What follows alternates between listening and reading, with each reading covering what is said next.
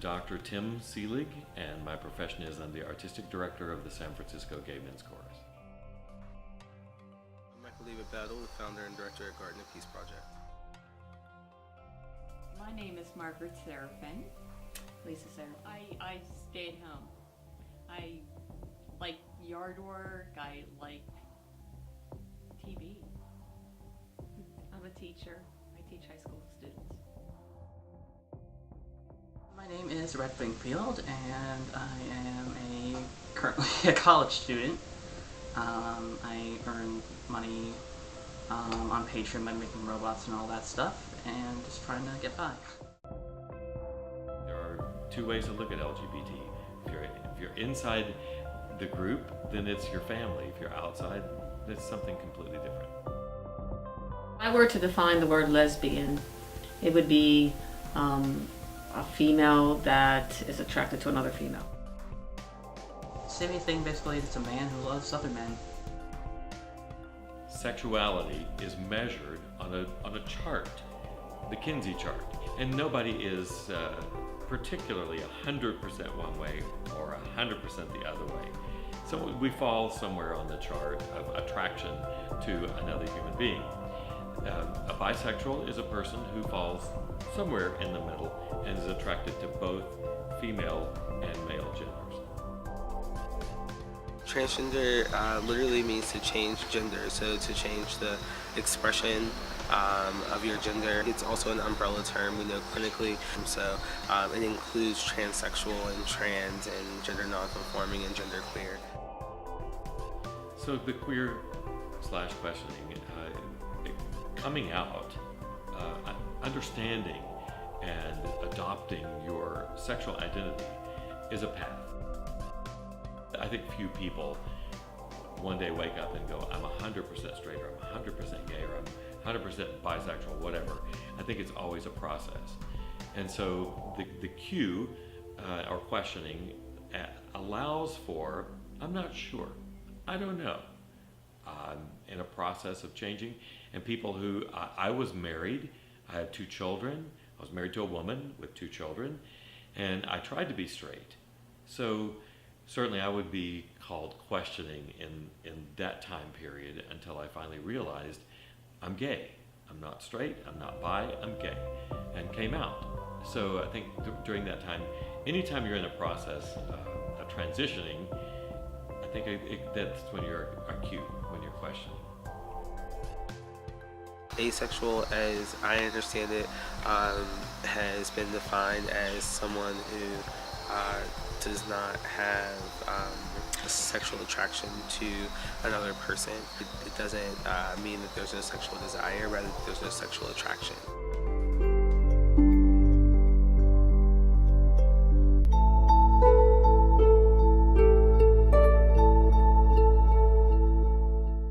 There are so many parallels that we're going through today of what happened in between World War I and World War II.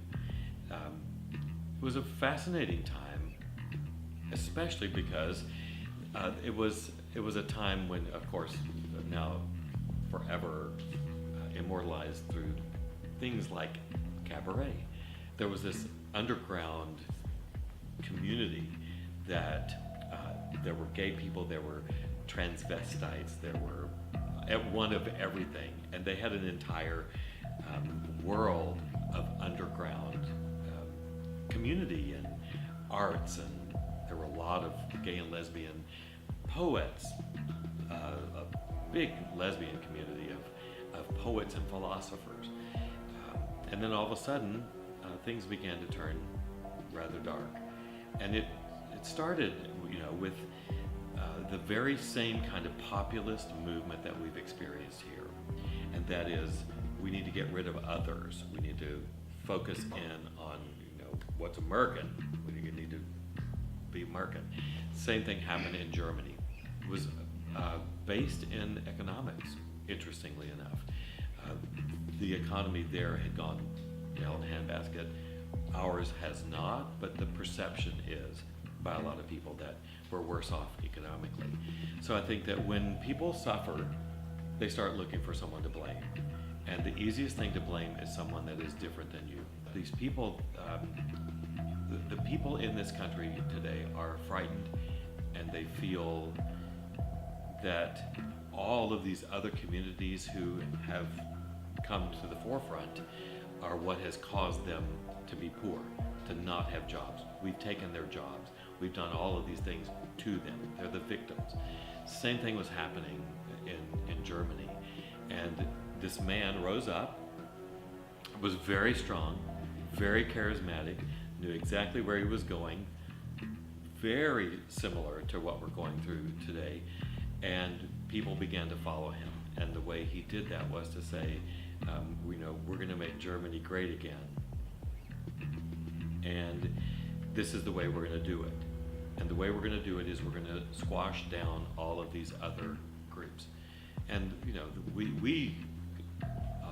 we use the comment all the time, or we talk about, first he came for the socialists, then he came for the Jews, but he wasn't coming for me. Then he came for black people, then he came for gay people. And I said nothing. And then it was too late. So I think this time around, if indeed the new administration comes after a marginalized community, I had someone ask me a question the other day about if you were gay in Germany in the 30s, and you're thinking, I'm seeing all this happen. I'm seeing people disappear. I'm seeing people beaten in the streets. I'm seeing Kristallnacht and all this stuff. What was the tipping point when you said, I think I need to get out of here? They really might be coming for me. And how did you miss the signposts that said, you need to get out of here before they took you to the camps? And it's really an interesting question for today about, well, when is that tipping point for me? When I realize it's dangerous to be here and we need to stand up for each other.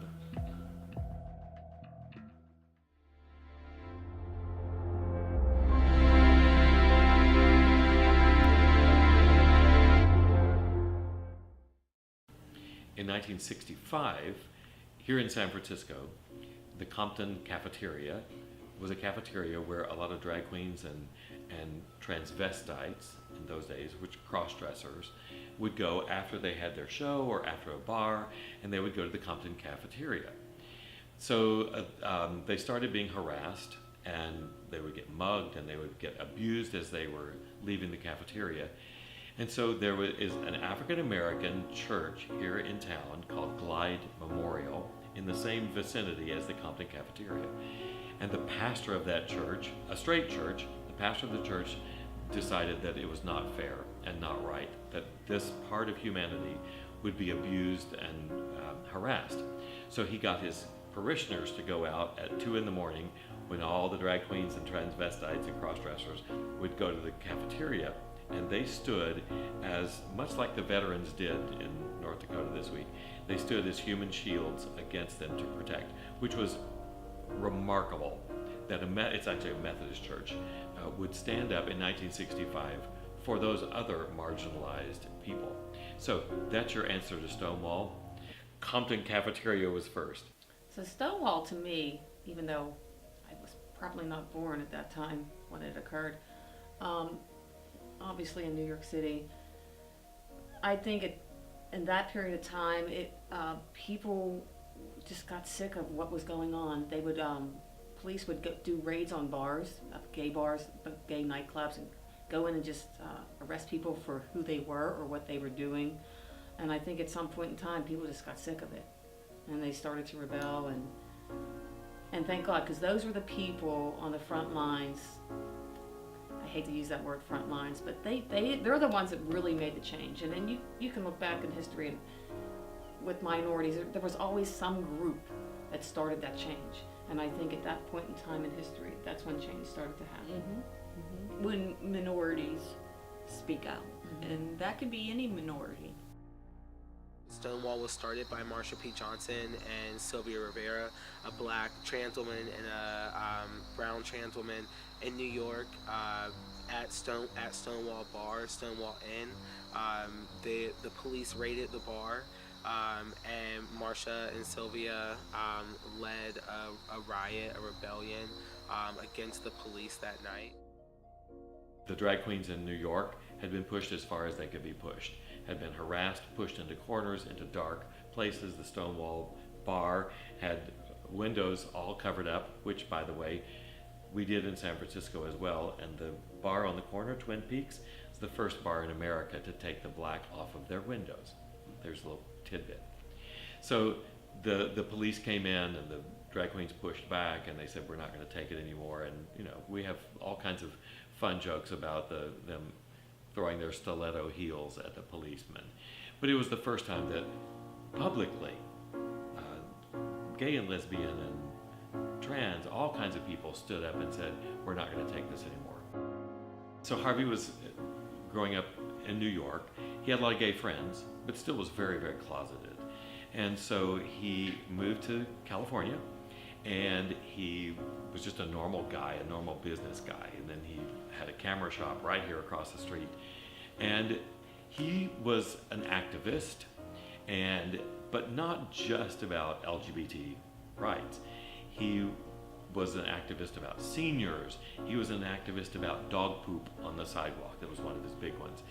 And as people began to follow him because he was so gregarious and bright and humorous, charismatic, he decided, you know, maybe I'll run for office. Maybe I can do something. I didn't know him, but from what people said about him, it was not what he set out to. He didn't set out to be a politician or the first openly gay elected politician to a major office.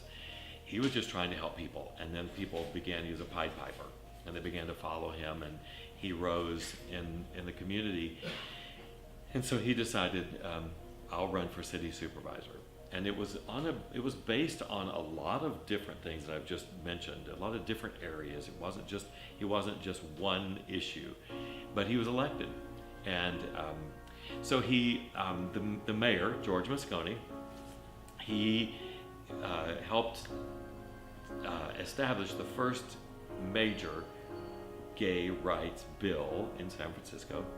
And he gave George Moscone a lavender pen and said, you must sign this bill into law with this lavender pen.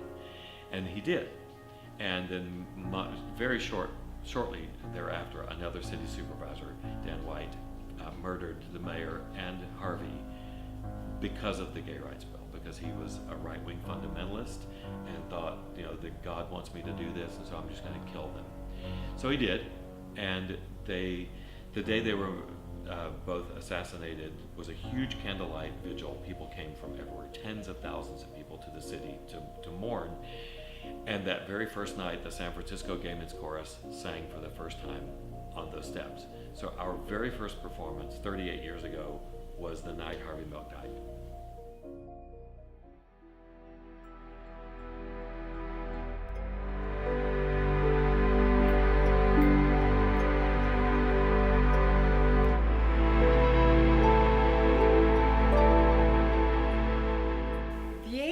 Epidemic in the 1980s was, everybody was afraid of people with AIDS and didn't know exactly how AIDS was contracted from person to person or water to person. So it was very new, and it was basically per gay, only gay people got this disease in the 1980s, people thought. And then it was very scary for some people. It was very scary for gay men, mostly. It was very different for females and males, and being afraid of AIDS because they didn't know how it was contracted. So who was really a pioneer in that was Princess Diana, who went to AIDS wards, which they had wards for AIDS people, and she touched them, and that was very meaningful for everybody to really realize it's a human being. When Magic Johnson came forward with his news press release that he had AIDS, then people began to think, oh my gosh, he's a straight man, he has AIDS, So maybe it's not just a gay Gay. disease. Oh my gosh, I can get it if I'm straight. So I think that really brought it into light for everyone to be fearful. Hey, I have to make sure that I use protection so I don't have a large chance of getting this. So to me, at that point in time, it went from a gay disease or a blood transfusion disease to, oh my gosh, anyone can get it if they're not careful. The government really, in my opinion, screwed up the AIDS epidemic, and they could have really been forefront in stopping a lot of the disease from spreading, because once again the government thought that AIDS was a gay man's disease, not a human disease, and did not put money towards finding a cure or finding the way it was contracted from person to person. And that was, I believe it was Ronald Reagan, who did not do enough for the gay community or for society then, because even the smallest minorities become the general population.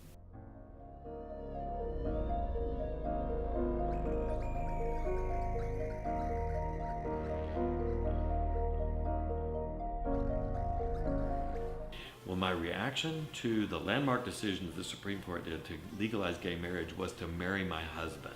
So that was a pretty good thing.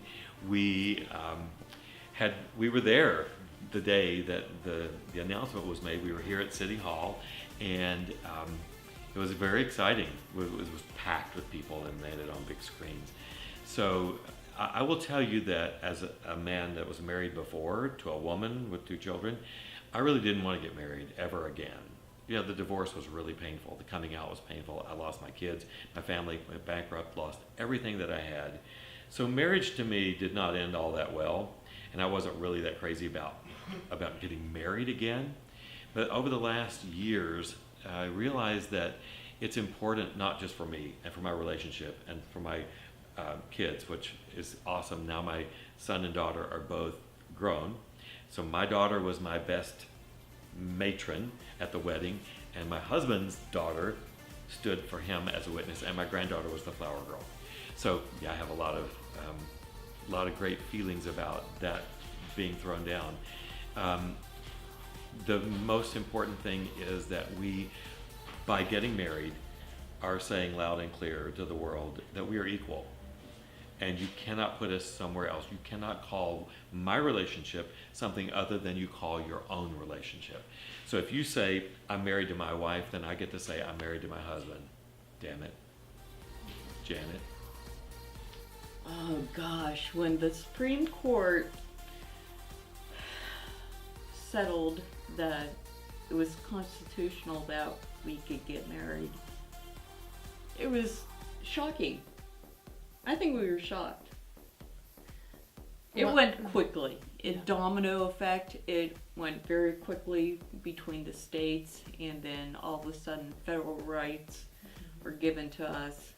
And When the Supreme Court legalized gay marriage, it was as if it was a dream. I couldn't believe it was happening, and it happened so fast. It started with individual states giving rights to gay people, and I thought, Pennsylvania, we're never going to get it, or it's going to be a long time before we get it. And it just started to happen like this. So when it did happen prior to Pennsylvania legalizing it, we actually went to Maryland to get married. So it would give us some federal rights, but not enough, of course. So when it happened here 2 years later, shocking. it was shocking. And I'm still catching up. I still can't believe that we're married. No. For me to say she's my spouse, I still, oh wow, she's my spouse. And I took her last name. I can't believe she's my spouse. She's actually my legal spouse. So I'm still, I guess I'm still not used to it yet. It's shocking. still shocking. It's And if shocking. you would tell an 18-year-old or a 16-year-old that today, they would think, why are you so shocked that you get It's- married? From Because- what we went through as children teenagers, Young adults. young adults in college even. You were It supposed to be was- ashamed of it. Yeah, Yeah. and I don't care anymore. Yeah. Who I love is who I love.